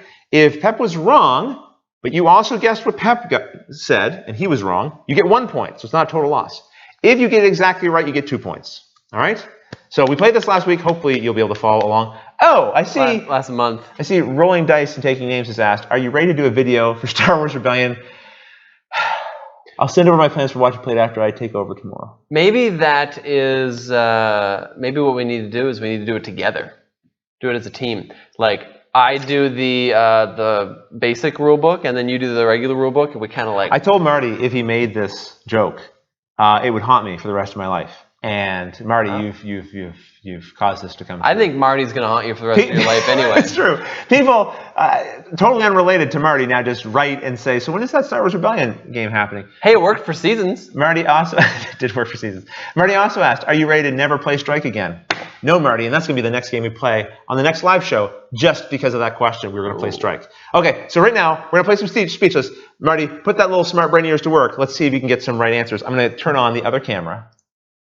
Oh, oh no! The other camera's not ready. Oh no! I'm going to plug it in. I'm so happy right now. And see if that readies it. Have we just killed Pep? So wait, did we leave Boggle here for no reason the entire time? Kaboom! Yeah, people are probably wondering why. No, we're not playing Kaboom. No, people are probably wondering why is Boggle even here? Well, that's because we had another game we were going to potentially play, the Kaleidos game. We needed something to set up on. But instead, because time is running out, we're going to play Speechless. Okay, I'm going to go over there. I'm going to set up. Thank you for entertaining me with this. I appreciate it. Okay, here we go.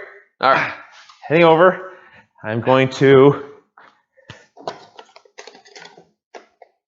Oh boy! All right, here we go. You didn't even pre-prepare. I don't even have the timer. I don't have the timer out, so we don't know when I'm done. This is what shoddy work. I apologize, everyone. Very unprofessional. Timer's not even ready yet. We'll put the timer on the Boggle thing. Oh, there you go. Okay. All right, everybody. Here we go. You guys will watch the timer this time. We should always have Boggle on the table. I think it'll boggle their minds. Boggle their minds. Well, that's what we're here to do. Am I in screen? Is this my acting area? Is this fine? Yeah, you're anywhere that's on that carpet is good. Okay. Don't leave that carpet. The floor is lava, Rodney. All right, understood. Understood. And stop talking. It's called Speechless. Okay, flip the timer, Pep. Okay.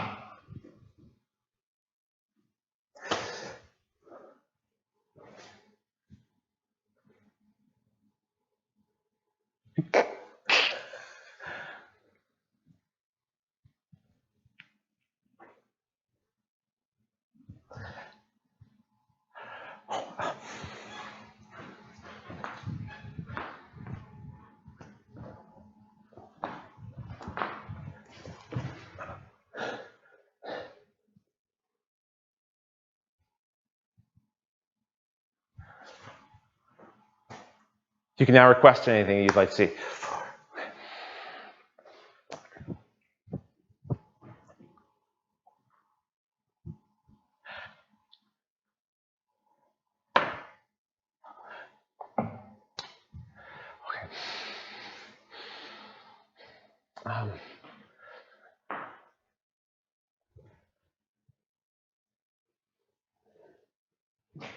Looks like the time's up. All right, so what did you have for number 1? Wink? Yes. So if you wrote wink, give yourself 2 points. Yeah. If you wrote anything else, give yourself no points. Oh, also, feel free to just pop all your answers in one big long string here. That's right. Yeah. Number 2. Shovel. Yes, it was a shovel. I was afraid you might go pointed at dig. it. Yeah. No, you pointed at it. All right. That's one of the tricks for the pep talk That's right. for charades. Another Always point at the object. Another good thing with charades is make sure you watch the person until they're done. Some people are like, yeah. oh, I know what he's doing, and put their head down. No, I'm not finished. No, number 3. What'd you think it was? Wine. Yes, it was wine. Even though this is sort of like raspberry water. Number 4. Flamingo. Yes, exactly right. Was it the nose that solved it at the end? Yeah, okay. Good stuff. What was the last one? This was a little tricky. I was a little off on this one. I said rainbow. That's good, because I kept doing kind of an arcing thing. It was sky. Oh, but if you said rainbow, you got yourself 1 point. Did anyone else say rainbow, I hope? Hopefully someone said sky. Oh, someone said sky. Wow, it looks like Kirk Van Glider, I think, got all of them right. Because is the next one raft? It was. Congratulations, Kirk. Very good. That's wonderful. Oh, and so did Dan Zelensky. Perfect. Excellent. Okay, good job, everybody. And now Pep's going to come up and do his turn, and then we'll answer a few more questions, and we'll let you go. No one else put rainbow so far, so I don't know if I get the extra points for it. I can see where the rainbow was coming from. Definitely sent you down that path. Okay, is there anything in my pockets? I got to stop... It's hard to abstractly act out sky. All right. Oh, I like that you left some of my wine here for me. I might have snuck 1 glass of wine in there. Okay, well, Pep, here we go. Are you ready? The timer has begun.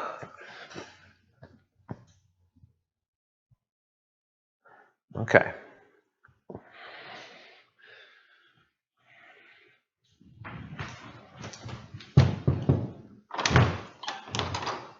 All right.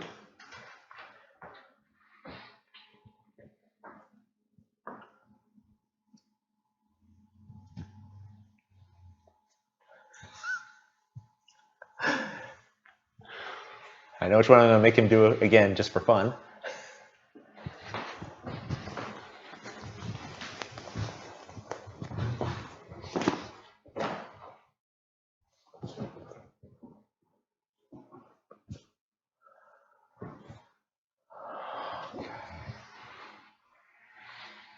Mm-hmm.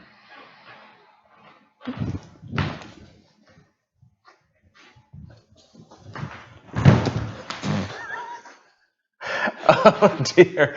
Okay.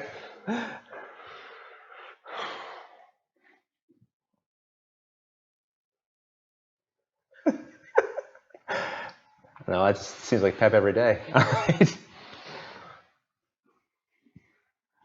Okay. I need number 5 again. Sorry.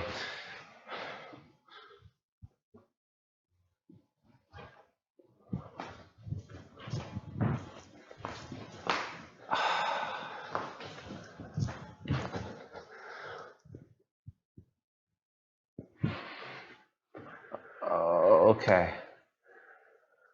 All right. Yeah. All right. The time's up. Number 1, I'm going to say bite. Bite. Bite. Okay. 2 points for bite, everybody. And feel free to start posting in your answers now if you'd like to. Someone said cannibal. I can see what you're going for there. Number 2, door. Door. Yes. It's not a jar. No. Number 3, cat. Darn. It was kitten. I was trying to be extra playful. Okay. So if you guessed cat, give yourself 1 point. If you said kitten, I'm not seeing a kitten yet. Darn. Number 4, recliner. Recliner. All right. I wasn't sure. Lazy boy. No, it had to be recliner.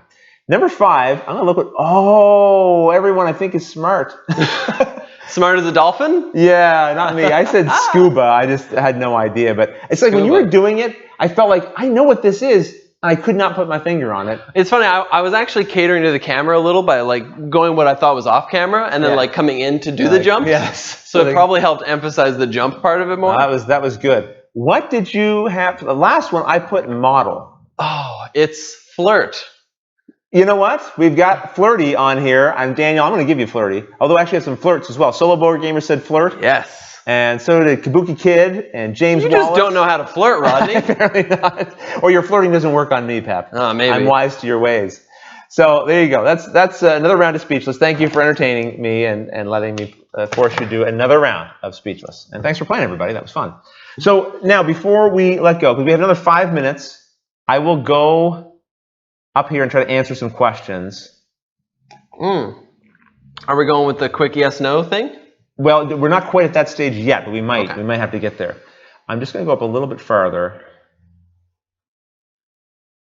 Okay, Brad asks, what Phoenix Born is my favorite? Brennan is my favorite, currently. I like the newest one, Victoria. Where is that? Where is it? The newest Phoenix Born. Oh, sorry.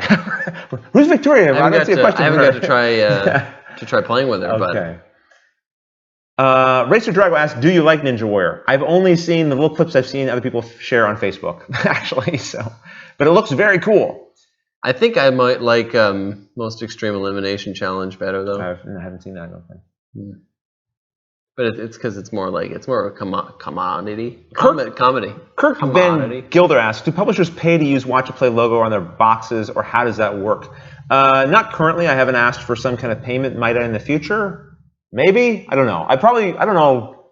I try to be pretty transparent here on the show about what we do and where our money comes from and what we do, how we use it and stuff. Probably some things should be personal at some point in time. I don't know, but currently, no. I'm glad that the publishers want to put our logo on there and see that as a beneficial thing. Sometimes the logo is bigger than the title of the game. It was for 51st State. Portal Games brought it down to maybe what some might say is a more reasonable size, although I heard Marty was a huge fan of the size of our logo on 51st State. Let's see here. So Ray would like to know, will we see Lucky Luke and Awesome Andy in the future? Well, Luke was on most recently playing Cry Havoc with us. Andrea a little harder because she's away at university and her education is important. So, so it's a good thing that she's not able to be on the show. And Natalie asks, how do you organize games on your shelves? I know you recently just did this. So do you have any quick thoughts about how you chose to organize? What's most important for me is matching.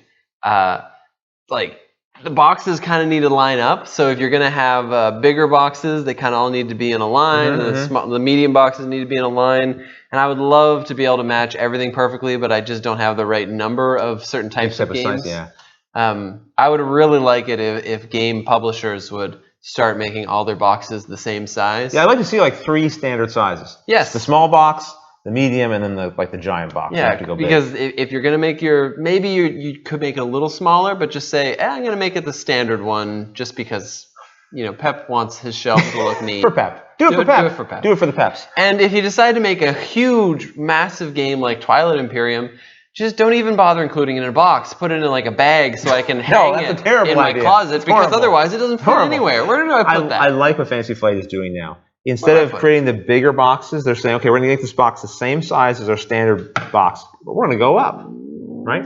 That's a good technique.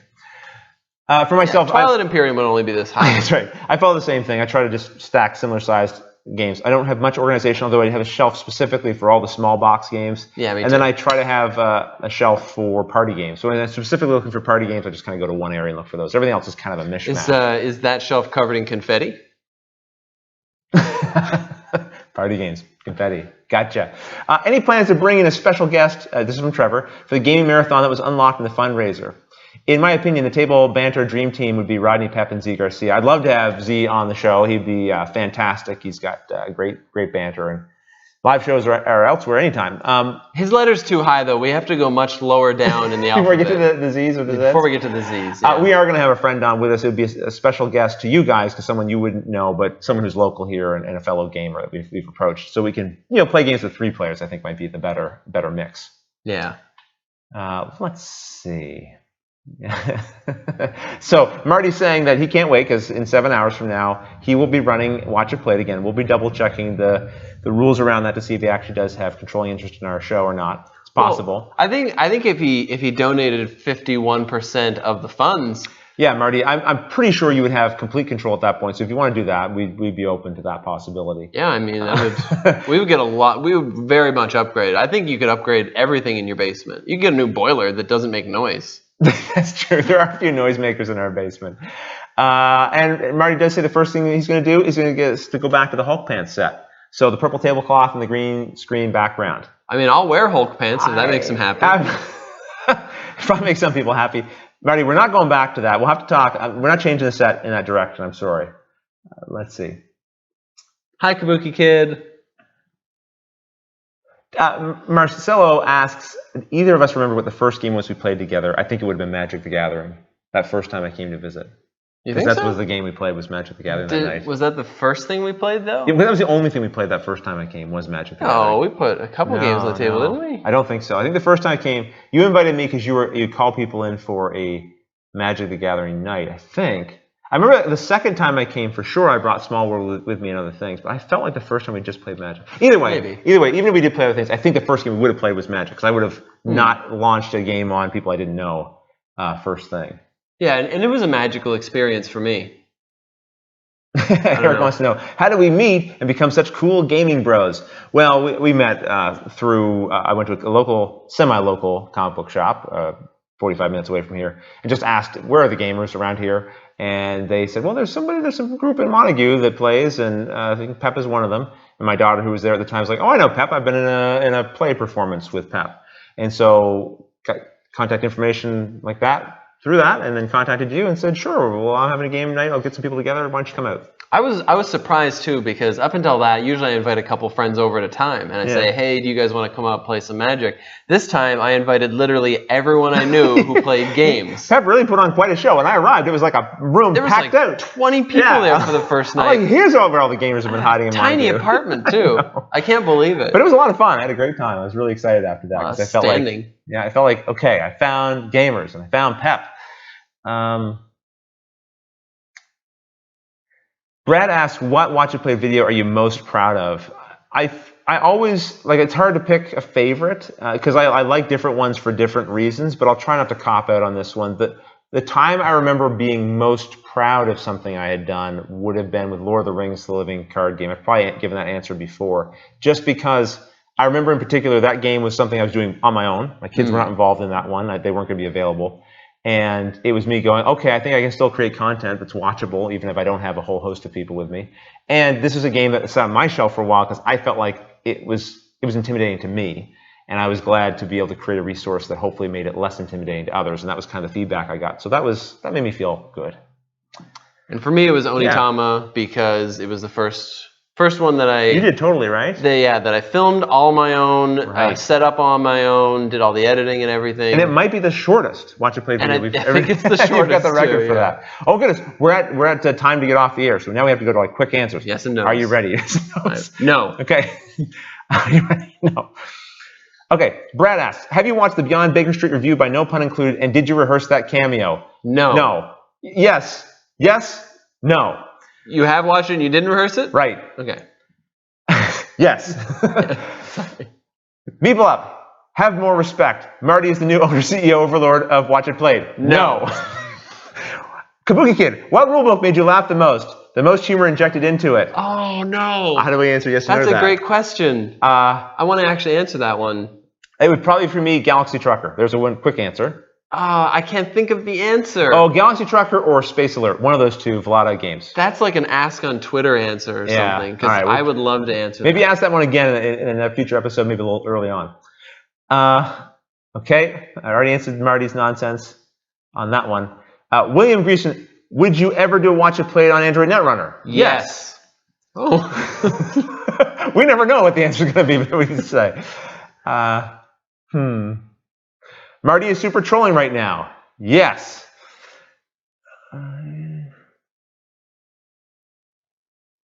Yes. What, this? No, I was just answering the other one before. I kind of zoned out. Okay. Meeple up. Is Pep really just Luke Smith traveling through time? Yes. No. Oh, wow. That would be incredible. Okay. I might skip over questions where we can't do yes or no. And anything by Marty, too. Marty, are you ready for me to make sure there are no technical issues with live shows? Yes. Please, somebody. Let's see.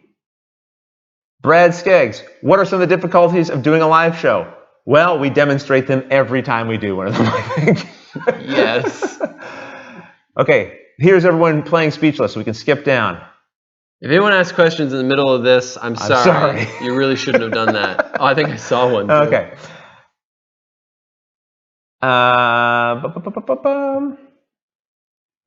is there actually... No, we have questions down here. I'm just scanning here. Okay. Question. What game does Pep want a promo card in? From Matt. You have a few seconds to think about this. Roll. I mean, the Dead of Winter. You guys all have promos, so I mean, I think it'd be really cool for me to have. Then we can a all Dead be of in Winter there. promo. That'd be pretty cool. You can have everybody in it. I mean, Lords of Waterdeep. If I had to pick one. All right, there you go. Lords of Waterdeep. Lords of Waterdeep. Brad, you're very welcome. I'm glad you and your wife are enjoying these live shows. We have a lot of fun doing them, and hopefully most of you enjoy joining us for them. I know sometimes they're a little bit manic. Yes. Lee Smith, are you excited to work with them full time now? Oh, me? Yes. Yes. Are you excited for me to work with you full time? Yes. Matt Anderson, does Pep just sneak into the basement to film his segments? Yes. I even steal his key. Sith Knight, yodeling? Yes.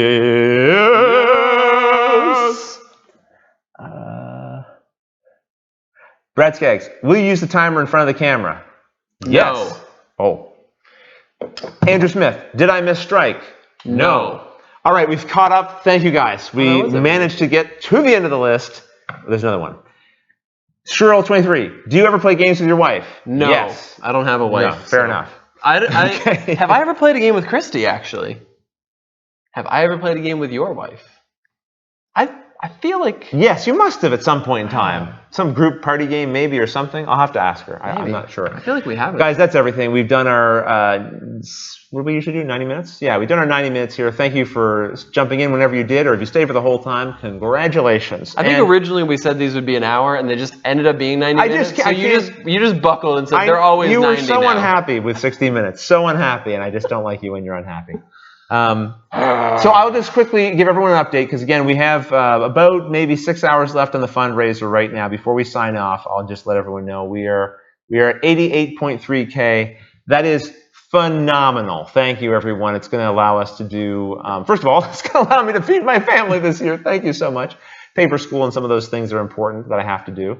It's also going to allow Pep to come on here and work with me full time. That's phenomenal. And these extra donations are going to allow me to actually branch out and look at some upgrades, potentially to the set, to some of our equipment and things like that. It's nice to have that option to continue to improve the show in sometimes very tangible ways, like just simply new equipment. So, are there any colors you're thinking about, like a different colored table, a different colored background, or do you like the color it is now, as opposed to the Hulk thing? A spoiler: there may be a table change in the future. I'm not sure exactly when, so keep an eye out for that. And it's more, I think. Right now, our set is a fake set. Like, we've got a fake wall on wheels. Don't tell them that. I'm sorry. The wall behind us is actually on wheels, so it can be pushed away. So I could bring it over here. That would be terrible, getting up the steps to your apartment.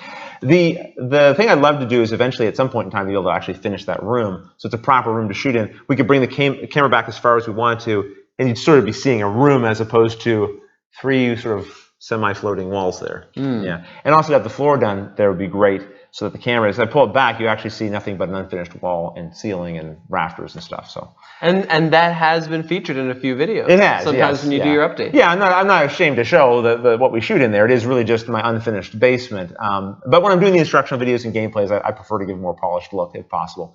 Anyway, folks, that's everything. I think it's very impressive and awesome of everybody that's been donating, because at a certain point, probably about a week and a half ago, we're at that point where it's like, I think it was at 70K, and you're like, oh, I'm not sure if we're going to make the 80K. Maybe we'll hit about 75. Yeah. Then we hit the 80K, and now by the end we're at 88K, and that's just great that it just kept going beyond what we. Yeah, it's really nice. It's really nice that people say, okay, Rodney and Pep, we want to support the show, and we also wouldn't mind seeing you. Have a little breathing room there as well, which is really nice. Each year I've tried to set the fundraiser amount at an amount that I think is comparable to our audience size. Yeah. So I'm not asking for hopefully too much, but it's great when people actually donate above and beyond sort of that minimal amount, because it's sort of like, okay, actually it would be helpful to have. Because of course, don't forget, Indiegogo is going to take their chunk, PayPal is going to take their chunk, the Taxman is going to take their chunk, and Pep's going to take his chunk now, and so on. So it's nice, as you deserve. So it really helps having an extra, because it gives us a little more room to breathe, as mentioned. So again, thank you, everyone. Yeah, huge thank you. Thank you. But until the next episode, thanks for watching.